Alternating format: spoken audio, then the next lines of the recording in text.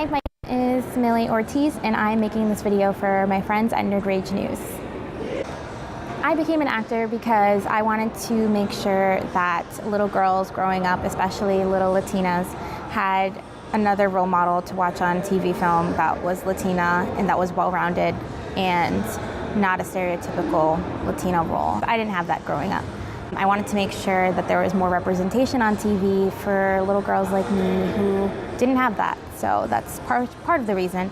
The other reason is because acting to me is an art form and it's a craft, and I want to make sure that I'm affecting people's lives when they're watching my acting in a way that is making them think about their own lives and empathize with other people in the world who have different circumstances than they do. Long story short, I want to live truthfully under imaginary circumstances in my acting, and I strive to really go for that every time I'm acting. What has been my greatest accomplishment so far as an actor? I'd say graduating from the William Esper Studio in New York City has definitely been my greatest accomplishment. It's an acting conservatory that's based in Meisner technique.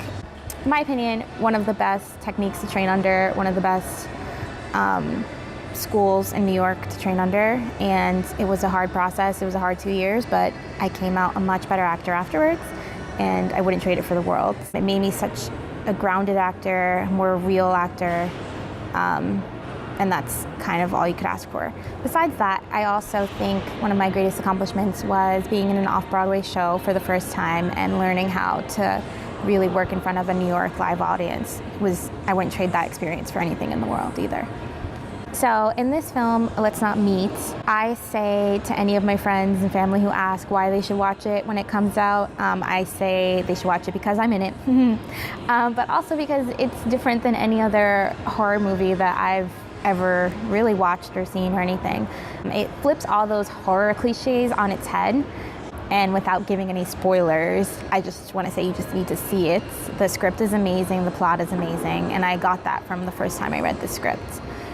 And kind of all those stereotypes about females in horror movies are switched. A lot of strong female leads are in it, which also attracted me to the project.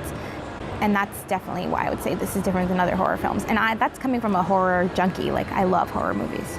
So what drew me to make this film in particular was that, like I mentioned, I read the script and I loved the characters. I thought the script was so character-based, and that's something that you don't get out of a lot of horror movies.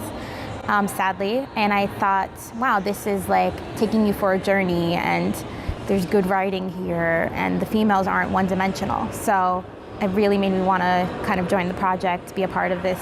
And the cast and crew were amazing, which was a plus, to be honest. So on set, I feel like everyone just gelled. Everyone was so nice and friendly toward each other. We were joking half the time, made everything flow so much smoothly through those overnight shoots. So it was one of the best experiences I've ever had as an actor. So for fun, I like to do yoga, I like to run, I like to make sure that I am living a healthy lifestyle. I'm always trying to improve myself, so whether that's through self-improvement and reading self-help books, watching self-improvement videos online, listening to speakers, podcasts, any of that stuff. I'm kind of a junkie with any of that. Inspiration, motivation. You can ask me for a quote, I probably will have one. So that's definitely one of my hobbies. And just learning how to cook more has been a big thing I've been doing recently also. So any of the above is probably what you would find me doing. The real me offset is definitely different than AJ, aka Ember Jane. She's a little bit more bitchy than I am. I'm actually a really nice person. Just so that you guys are aware. I'd say most people probably would be surprised when they watch this that Amber Jane is very different than I am in person, which is a good thing. And, also don't judge her. She's not what you see is what you get, so don't count her out.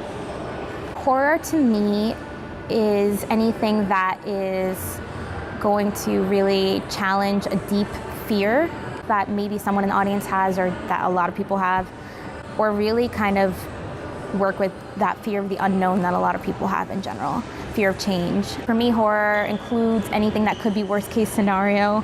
It could be based in real life. It could be based on what people fear could be real life. All of that's kind of included in horror for me. In terms of movies or books, the movies that I'd say really transport your mind to that place of like horror, I think are definitely Get Out, which was amazing writing, amazing storytelling. It was a thriller and it kept you along for the ride, and it also had such amazing social justice messages that I've never seen in any type of horror movie in general. So that one definitely transported me. Another one before then would be The Conjuring.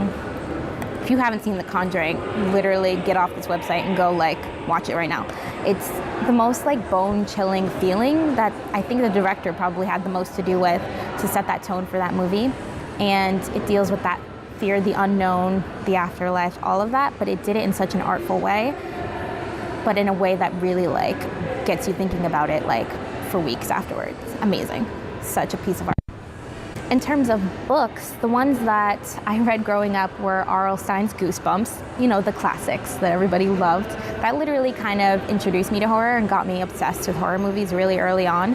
That and Buffy the Vampire Slayer, which although I know it's technically not horror, it was scary to me, so it was a gateway drug. I love Buffy. In terms of other books currently, and when I was younger in high school, I'd say Stephen King's books and movies were amazing. Pet Sematary, always awesome. Stephen King, still to this day, I think, is an amazing writer and storyteller. I think that we create fictions based on what we fear could happen in the real world. And it's kind of a little bit of both. I think the real world, anytime you turn on the news, I think you can agree with me, it's pretty scary, but sometimes people's imaginations can also run a little wild and go worst case scenario and everything. So I've seen horror movies where I'm like, this has definitely happened before. It's based on a true story even. But I've also seen some that I'm like, we don't know what the afterlife is like, so why are we stressing out so much? But either way, either one can make a great horror movie. And I think it could be a little bit of both. This project is Let's Not Meet. My character's name is Amber Jane, aka AJ. You will find out what's going on with AJ in the film. You just have to watch it. Currently, I'm working on auditioning for more TV film. So you'll see me in roles like the next Jane the Virgin, or hopefully on the next Marvel TV show on Netflix. Happy binging. So if you want more Millie, sounds weird. So if you want to follow me and my acting journey, feel free to find me on Instagram at Millie Ortiz Actor, or on Twitter, Millie_actor, or on Facebook, Millie Ortiz. And that's spelled Millie. Because I don't know how to spell my name. It's Millie Ortiz, I know my name. Okay, so thanks so much for watching my interview. Okay, bye. Have a good day.